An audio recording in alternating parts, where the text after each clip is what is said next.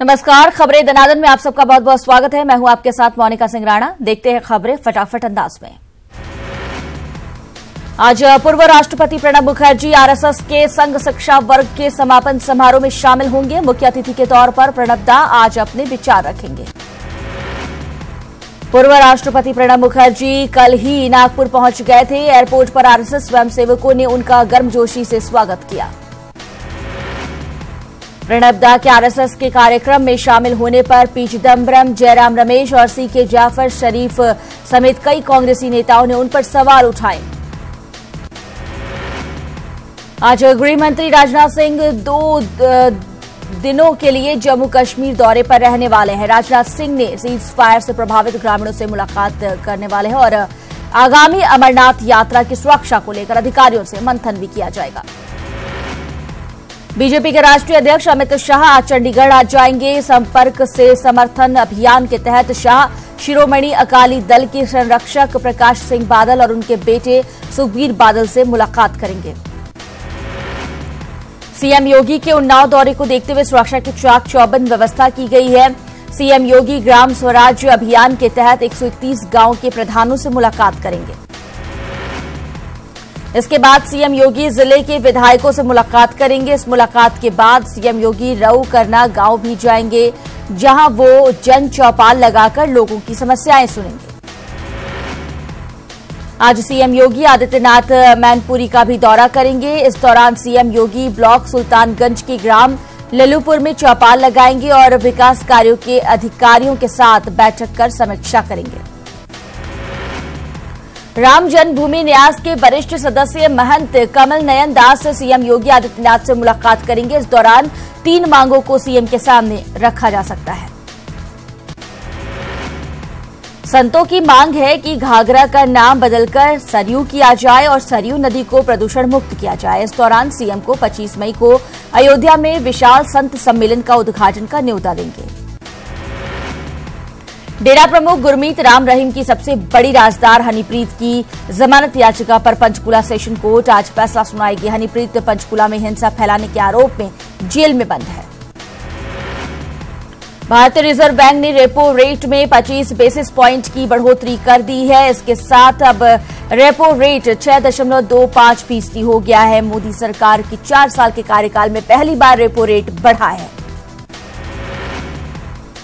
मौद्रिक नीति समिति के सभी सदस्यों ने रेपो रेट में बढ़ोतरी करने के पक्ष में वोट किया। वहीं रेपो रेट के साथ ही भारतीय रिजर्व बैंक ने रिवर्स रेपो रेट को 6% कर दिया है। रेपो रेट के बढ़ने से आम आदमी को कर्ज लेना अब महंगा हो सकता है। इसके साथ ही ईएमआई का बोझ भी बढ़ सकता है। मंदसौर गोलीकांड में मारे गए किसानों की पहली बरसी पर राहुल गांधी ने रैली की। राहुल ने कहा कि एमपी में उनकी सरकार आएगी तो 10 दिन के भीतर किसानों का कर्ज माफ करेगी। किसानों के मुद्दे को लेकर राहुल ने बीजेपी सरकार पर जमकर निशाना साधा। राहुल ने कहा कि बड़े बड़े उद्योगपतियों का लाखों करोड़ों का कर्ज माफ हो जाता है, लेकिन किसानों का 1 रुपया माफ नहीं किया जाता। राहुल गांधी ने अपने भाषण में पीएम मोदी पर भी जमकर हमला बोला। रोजगार के मुद्दे पर केंद्र सरकार को फेल बताया। साथ ही 15 लाख रुपए वाले जुमले पर तंज कसा। मंदसौर में पिछले साल विरोध प्रदर्शन के दौरान मारे गए किसानों के परिवार वालों से राहुल गांधी ने मुलाकात की और कांग्रेस की सरकार आने पर इंसाफ दिलाने की बात कही। कर्नाटक में सीएम कुमारस्वामी ने अपने कैबिनेट का विस्तार किया। कैबिनेट में 24 एमएलए और 1 एमएलसी ने मंत्री पद की शपथ ली। अब कुमारस्वामी कैबिनेट में कुल 27 सदस्य हो गए हैं। कैबिनेट विस्तार में कांग्रेस से कुल 15 और जेडीएस से 8 विधायकों ने मंत्री पद की शपथ ली। कैबिनेट में 1 बीएसपी विधायक को भी जगह मिली है। कर्नाटक के डिप्टी सीएम जी परमेश्वर ने कहा कि कांग्रेस जेडीएस की सरकार 5 साल का कार्यकाल पूरा करेगी। वहीं मंत्रालयों के बंटवारे का काम 1 से 2 दिन में पूरा होने की उम्मीद जताई। बिहार में सीट के फॉर्मूले पर एनडीए की फाइल जारी है। फाइट एलजेपी ने कहा है कि जो जीती हुई सीटों पर कोई समझौता नहीं करेंगे। संपर्क से समर्थन अभियान के तहत बीजेपी अध्यक्ष अमित शाह ने शिवसेना प्रमुख उद्धव ठाकरे से उनके आवास मातोश्री से मुलाकात की और इन दोनों के बीच मुलाकात करीब 1.25 घंटे तक चली। सूत्रों के हवाले से खबर है कि अमित शाह ने 2019 को लेकर दूरियों को खत्म करने की बात की, लेकिन शिवसेना अपने पुराने स्टैंड पर कायम है। बताया जा रहा है कि दोनों की मुलाकात अकेले में हुई। इससे पहले संपर्क से समर्थन अभियान के तहत ही अमित शाह ने उद्योगपति रतन टाटा से मुलाकात की। शाह ने मोदी सरकार की 4 साल की उपलब्धियों को बताया। महाराष्ट्र के सीएम देवेंद्र फडणवीस भी मौजूद रहे। अमित शाह ने मशहूर फिल्म अभिनेत्री माधुरी दीक्षित से भी मुलाकात की। शाह ने मोदी सरकार की 4 साल की कामयाबियों को बताया। इस मौके पर माधुरी के पति डॉक्टर नेनी और मुख्यमंत्री देवेंद्र फडणवीस भी मौजूद थे। अमित शाह ने मुंबई के प्रसिद्ध सिद्धिविनायक मंदिर में पूजा की। इस मौके पर महाराष्ट्र के सीएम देवेंद्र फडणवीस उनके साथ मौजूद थे। सूबे के सीएम योगी आदित्यनाथ से अमेरिकी राजदूत कैनिथ आई जस्टर से एनेक्सी में मुलाकात की। इस दौरान दोनों के बीच औद्योगिक विकास से संबंधित कई महत्वपूर्ण मुद्दों पर चर्चा हुई। इस मुलाकात के दौरान सूबे के औद्योगिक विकास आयुक्त समेत कई वरिष्ठ अधिकारी भी मौजूद रहे, जहां उत्तर प्रदेश में औद्योगिक विकास को लेकर चर्चा हुई। लखनऊ में एसपी अध्यक्ष अखिलेश यादव से आरएलडी नेता जयंत चौधरी ने मुलाकात की। इस दौरान कैराना उपचुनाव में मिली जीत के लिए बधाई दी। दोनों नेताओं ने 2019 के लोकसभा चुनाव में एक बार फिर साथ मिलकर चुनाव लड़ने की बात दोहराई है। इस दौरान अखिलेश यादव ने सीटों के बंटवारे पर पत्ते नहीं खोले हैं। इस दौरान केंद्र सरकार की तरफ से गन्ना किसानों के लिए 8,000 करोड़ का राहत पैकेज देने का अखिलेश यादव और जयंत चौधरी ने बयान दिया। उन्होंने इसे किसानों के लिए नाकाफी बताया। अखिलेश यादव ने केंद्र सरकार पर हमला बोला है। उन्होंने कहा कि गन्ना किसानों का जो बकाया है, पहले सरकार उसका भुगतान कराए। वहीं गन्ना किसानों को लेकर केंद्रीय कैबिनेट की बैठक में बड़ा फैसला लिया गया। शुगर मिलों को घाटे से उबारने के लिए 8,000 करोड़ के पैकेज को मंजूर किया गया है। केंद्रीय पेट्रोलियम मंत्री धर्मेंद्र प्रधान ने अपने मंत्रालय के 4 साल की उपलब्धियों को जनता के सामने रखा। प्रधान ने कहा कि पेट्रोल डीजल की बढ़ती कीमत पर सरकार गंभीर है। इसे भी जीएसटी के दायरे में लाने पर विचार किया जा रहा है। राष्ट्रपति भवन में इस बार इफ्तार पार्टी का आयोजन नहीं होगा। साथ ही देश के करदाताओं के पैसे से किसी भी धर्म का त्योहार नहीं मनाया जाएगा। एयरसेल मैक्सिस केस में पूर्व केंद्रीय वित्त मंत्री पी चिदम्बरम सीबीआई के सामने पेश हुए। सीबीआई ने करीब 4 घंटे चिदम्बरम से पूछताछ की। इधर चिदम्बरम ने ट्वीट कर जानकारी दी। उनके खिलाफ सीबीआई ने एफआईआर नहीं की है। अल्पसंख्यक आयोग की एक टीम ने शिलांग का दौरा किया। आयोग के सदस्य मनजीत सिंह की अगुवाई में टीम अधिकारियों ने शिलांग हिंसा को लेकर अधिकारियों से बात की और सुरक्षा पर संतुष्टि जताई। औरैया के दिबियापुर कस्बे में किसान सम्मेलन का आयोजन किया गया। इस मौके पर इस कार्यक्रम में कैबिनेट मंत्री एसपी सिंह बघेल ने उपचुनाव में मिली हार पर सफाई दी। एसपी सिंह बघेल के मुताबिक सभी विपक्षी दलों के एक साथ आने की वजह से बीजेपी प्रत्याशियों को हार मिली है। उनको कम अंतर से हार मिली है। इससे ये पता चलता है कि अभी लोग गठबंधन को समर्थन नहीं दे रहे हैं। महोबा के करहरा कला गांव के 2 किसानों की आत्महत्या के बाद परिवार वालों से आर्थिक मदद करने का अखिलेश यादव ने आश्वासन दिया है, जिसे अखिलेश यादव ने पूरा कर दिया। अखिलेश यादव ने 1-1 लाख रुपए के 2 चेक दिए और अपना वादा पूरा किया। अखिलेश यादव ने कर्ज से परेशान 2 किसानों की आत्महत्या के बाद मदद की घोषणा की थी। लखनऊ में शिक्षा मित्रों के एक प्रतिनिधि मंडल ने सीएम योगी आदित्यनाथ से अपनी मांगों को लेकर मुलाकात की है। इस दौरान सीएम ने शिक्षा मित्रों को मामले में जल्द ही फैसला लेने का आश्वासन दिया है। झांसी में सूबे की सरकार में मंत्री ओम प्रकाश राजभर के खिलाफ राज्य मंत्री रामबाबू निषाद ने मोर्चा खोल दिया। उन्होंने राजभर से इस्तीफे की मांग की है। उत्तराखंड में न्यूज 18 की खबर का बड़ा असर हुआ है। न्यूज 18 ने उत्तराखंड और ऊर्जा प्रोजेक्ट में घोटाले को उजागर किया है, जिसके बाद सरकार की नींद टूटी है। इस घोटाले के खुलासे के बाद ऊर्जा सचिव ने बयान दिया और उन्होंने कहा कि इस मामले में जांच कराकर दोषी अधिकारियों पर कार्रवाई की जाएगी। उत्तराखंड में 13 पीसीएस अधिकारियों के तबादले किए गए हैं। इस लिस्ट में निर्मला बिष्ट को उधम सिंह नगर के डिप्टी कलेक्ट्रेट की जिम्मेदारी दी गई है, जबकि दीप्ति सिंह को सीडीओ पौड़ी बनाया गया है।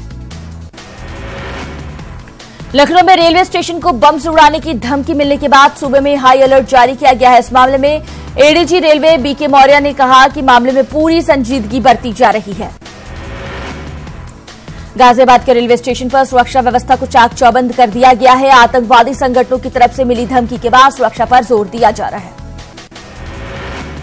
ग्वाटेमाला में ज्वालामुखी विस्फोट से मरने वालों की संख्या बढ़कर 75 हो गई है, जबकि 200 से ज्यादा लोग अब भी लापता हैं।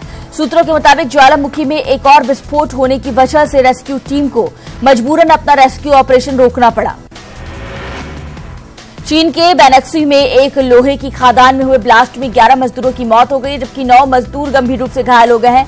रेस्क्यू टीम ने खदान में फंसे 23 लोगों को सुरक्षित निकाल लिया है।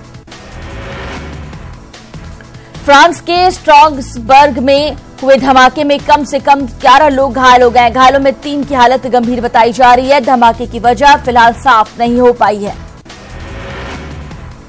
बस्ती के कप्तानगंज इलाके में 11,000 की हाई टेंशन लाइन की चपेट में आने से 3 मजदूरों की मौत हो गई। आरोप है कि बिना शटडाउन लिए बिजली सुधारने का काम किया जा रहा था। हमीरपुर के सुमेरपुर इलाके के कुंडौरा गांव में कंटेनर और कार की टक्कर हो गई। इस हादसे में 3 लोगों की मौत हो गई, जबकि एक गंभीर रूप से घायल हो गया।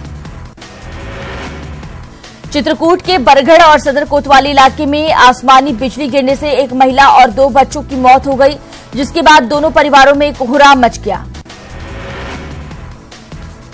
एमपी के सतना में आकाशीय बिजली गिरने से 4 लोगों की मौत हो गई। आकाशीय बिजली से पड़ही पंचायत में 2 लोगों की मौत हो गई, जबकि पिपरी कला गांव में भी 2 लोगों की मौत हुई है। बागपत में आकाशीय बिजली गिरने से एक ही किसान की दर्दनाक मौत हो गई है। इस मौत से किसान के परिवार में मातम छा गया है। फिलहाल पुलिस किसान की मौत की जांच में जुट गई है। आगरा में लखनऊ एक्सप्रेस वे पर खड़े ट्रक में अनियंत्रित कार घुस गई। इस हादसे में 2 लोगों की दर्दनाक मौत हो गई। फिलहाल पुलिस हादसे की जांच में जुटी है। जौनपुर के मछली शहर थाना इलाके के जंघई रोड पर बेकाबू रोडवेज बस ने साइकिल सवार युवक को रौंद दिया। इस हादसे में युवक की मौके पर ही मौत हो गई। इलाहाबाद के मेजा थाना क्षेत्र के इलाके में सिरसा घाट में गंगा नदी में नहाते समय बच्चा डूब गया। गोताखोरों की मदद के बाद भी बच्चे का शव नहीं मिला। कानपुर के भैरव घाट में 2 युवकों के डूबने से हड़कंप मच गया, जिसके बाद गोताखोरों की मदद के लिए एक युवक को गोताखोरों की मदद से बचाया गया, जबकि दूसरे युवक की डूबने से मौत हो गई। झारखंड में रघुवर सरकार की बेरुखी से धनबाद में पारा शिक्षक के घर में मातमी सन्नाटा पसरा है। 5 महीने से मानदेय नहीं मिलने पर इलाज के अभाव में पारा शिक्षक की बेटी की मौत हो गई। गाजियाबाद के लोनी इलाके में साल 2015 में हुई हत्या के मामले में बदला लेने की नियत से फायरिंग की गई। इस फायरिंग में विक्की नाम के युवक की मौत हो गई, जबकि 2 लोग घायल हो गए। इस वारदात के बाद पुलिस मामले की जांच में जुटी हुई है। जिन लोगों के ऊपर फायरिंग की गई वो हाल ही में हत्या के मामले में जेल से छूटकर बाहर आए हैं। यूपी के चित्रकूट में ताबड़तोड़ फायरिंग कर एसपी नेता के बेटे की हत्या कर दी गई है। वारदात को अंजाम देकर दबंग फरार हो गए। पुलिस आरोपी की तलाश में जुटी है।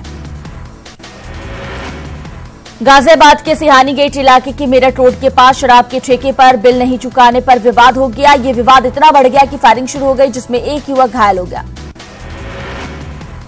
प्रतापगढ़ के रानीगंज इलाके के शेखपुर गांव में रेप के बाद युवती की हत्या करने का मामला सामने आया है। इस वारदात के बाद परिजनों की शिकायत पर पुलिस ने मामला दर्ज कर जांच शुरू कर दी है। बलिया के रसड़ा कोतवाली इलाके में कलयुगी बेटे ने अपने ही पिता की हत्या कर दी। आरोपी बेटे ने पिता से 500 रुपए मांगे थे, लेकिन पिता ने पैसे देने से इनकार कर दिया था। नैनीताल के सातताल झील से महिला का शव मिलने से सनसनी फैल गई है। शव की सूचना स्थानीय लोगों ने पुलिस प्रशासन को दी है, जिसके बाद शव को झील से निकाला गया। राजाजी पार्क में गुलदार और बाघ का मांस मिलने के मामले में जांच हो रही है। इस जांच की कमान मनोज चंद्रन को दी गई है।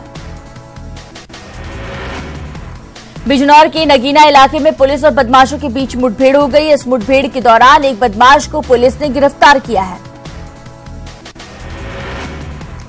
प्रतापगढ़ के करनपुर इलाके में 2 कारों में भिड़ंत हो गई। इसके बाद विवाद इतना बढ़ गया कि हाथापाई तक मामला पहुंच गया और फिर लाठी डंडे चले, जिससे दोनों पक्षों के 4 लोग घायल हो गए। आगरा में शिशु निकेतन में फूड पॉइजनिंग की वजह से 18 बच्चों की तबीयत बिगड़ गई है, जिसके बाद आनंद फानंद में बीमार बच्चों को अस्पताल में भर्ती करवाया गया। छत्तीसगढ़ के दंतेवाड़ा के मद्दाड़ी ब्लास्ट में शामिल 5 माओवादी को गिरफ्तार किया गया है। पुलिस इसे बड़ी सफलता मान रही है।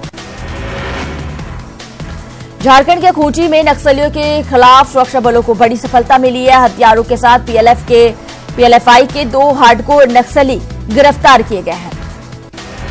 पाकिस्तान की सेना की आलोचना करने पर 52 साल की पाक पत्रकार गुल बुखारी को अज्ञात लोगों ने किडनैप कर लिया। महिला पत्रकार का किडनैप उस वक्त हुआ जब वो अपने टीवी शो के लिए जा रही थी। हालांकि कुछ घंटों बाद वो घर वापस लौट आई। अलीगढ़ के इगलास थाना इलाके के ताहरपुर गांव में 6 वर्षीय मासूम का अज्ञात लोगों ने अपहरण कर लिया। इसके बाद अपहरणकर्ताओं ने पिता को फोन कर 15 लाख की फिरौती मांगी। इस वारदात के बाद पीड़ित पिता ने इसकी सूचना पुलिस को दी, जिसके बाद पुलिस और सर्विलांस टीम और क्राइम ब्रांच की टीम सुराग लगाने में जुट गई, लेकिन अब तक कुछ भी पता नहीं चल पाया है। झारखंड के पलामू में एसीबी ने SC/ST थानेदार को 10,000 रुपया घूस लेते रंगे हाथ गिरफ्तार किया। पीड़ित को राहत देने के एवज में थानेदार रिश्वत ले रहा था। मेरठ में एंटी करप्शन टीम ने सिंचाई विभाग में तैनात रिश्वतखोर बाबू को 10,000 रुपए लेते घूस रंगे हाथ गिरफ्तार किया। बाबू ने रिटायर कर्मचारी की पेंशन फाइल आगे बढ़ाने के लिए रिश्वत की मांग की थी। मुजफ्फरनगर के शहर कोतवाली इलाके में सीसीटीवी में महिला की करतूत कैद हुई है। एक महिला नवजात बच्ची को छोड़कर फरार हो गई, जिसके बाद बच्ची को अस्पताल में भर्ती करवाया गया। सीसीटीवी तस्वीरों में कैद कार से महिला कपड़े बांधकर बाहर आती है और फिर बच्ची को नीचे छोड़कर फरार हो जाती है, लेकिन इस दौरान कार का नंबर कैमरे में कैद हो गया। कार के नंबर के आधार पर आरोपी महिला का पता लगाने की कोशिश की जा रही है। पुलिस सीसीटीवी की मदद से कार को खोजने में लगी है। बदायूं में थाने के अंदर नाबालिग से रेप के मामले में स्पेशल जज ने आरोपी 2 सिपाहियों को 25-25 साल की सजा सुनाई है। साथ ही दोनों पर 45-45 हजार रुपए का जुर्माना लगाया है।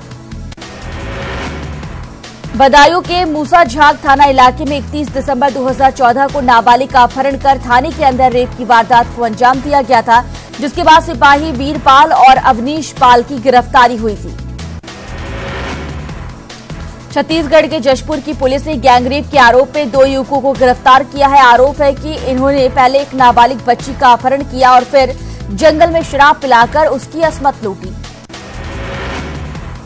सोमनाथ के गीर के जंगल में शेरनी को परेशान करता हुआ वीडियो वायरल हुआ है। वीडियो में कुछ लोग शेरनी को मुर्गे को लालच देकर परेशान कर रहे हैं। राष्ट्रीय स्वयंसेवक संघ के प्रमुख मोहन भागवत का लाठी चलाने वाला एक वीडियो इन दिनों वायरल हो रहा है। कहा जा रहा है कि यह वीडियो बड़ोदरा का है। रिलायंस फाउंडेशन की चेयरपर्सन नीता अंबानी ने मुंबई के प्रसिद्ध सिद्धिविनायक मंदिर पहुंची और गणपति बप्पा की पूजा अर्चना की। भारतीय क्रिकेट टीम के कप्तान Virat Kohli world highest paid athletes 2018 की लिस्ट में शामिल हो गए हैं। फोर्ब्स के टॉप 100 एथलीट्स की लिस्ट में विराट इकलौते भारतीय खिलाड़ी हैं जो 83वें नंबर पर हैं। देहरादून में चल रही T20 सीरीज में बांग्लादेश के खिलाफ तीसरे और आखिरी मैच में अफगानिस्तान की नजर क्लीन स्वीप पर होगी। सीरीज के पहले 2 मैच जीतकर अफगानिस्तान पहले ही 2-0 के अजय बढ़त के साथ सीरीज पर कब्जा कर चुकी है। इसी के साथ बुलेटिन में फिलहाल के लिए बस इतना ही। दीजिए इजाजत। नमस्कार।